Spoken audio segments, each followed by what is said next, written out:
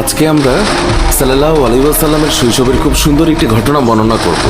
হযরত হালিমা রাদিয়াল্লাহু তাআলা আনহা ছিলেন হযরত মুহাম্মদ সাল্লাল্লাহু আলাইহি ওয়াসাল্লামের দুধমা। হালিমা রাদিয়াল্লাহু তাআলা আনহা বলেন, যেদিন থেকে মুহাম্মদ আমার জীবনে আসে তখন থেকে আমার জীবন বরকতে ভরে যায়। তিনি এতই বরকতময় ছিলেন যে তার নামও রেখেছিলাম বরকতময়। হালিমা রাদিয়াল্লাহু তাআলা আনহা বলেন, একবার খরা হয়েছিল, জীবজন্তুরা না খেয়ে মারা যাচ্ছিল, কিন্তু আমার বাচ্চারা যেখানেই ছাগল নিয়ে যেত সেই ছাগলগুলো ভরপেট খেয়ে আসতো। এই অবস্থা দেখে গ্রামের মানুষ তাদের বাচ্চাদের বলতে লাগলো, হালিমার বাচ্চারা যেখানে ছাগল চড়ায় তোমরাও সেখানে যাবে।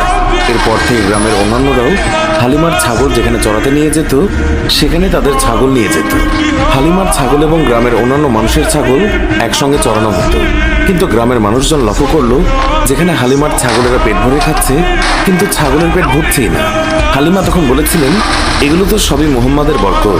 তিনি আরো বলেছেন, যখন কারো ছাগল অসুস্থ হয়ে পড়তো তখন গ্রামের মানুষ তাদের ছাগল নিয়ে আমাদের ঘরে চলে আসতো, আর তখন মুহাম্মাদের হাতের স্পর্শ ছাগলের গায়ে বুলিয়ে নিত এবং সঙ্গে সঙ্গে ছাগল সুস্থ হয়ে যেত। এছাড়াও গ্রামের কোনো বাচ্চা অসুস্থ হলেও মুহাম্মাদের কাছে নিয়ে আসতো।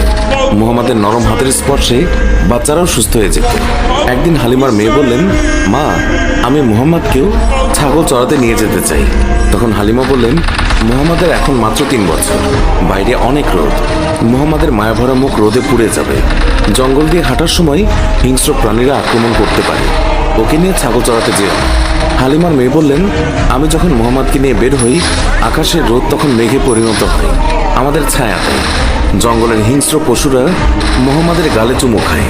শুধু এতটুকুই নয়, যখন আমি মুহাম্মাদকে নিয়ে বের হই তখন আমার কাজগুলো সহজ হয়ে যায়।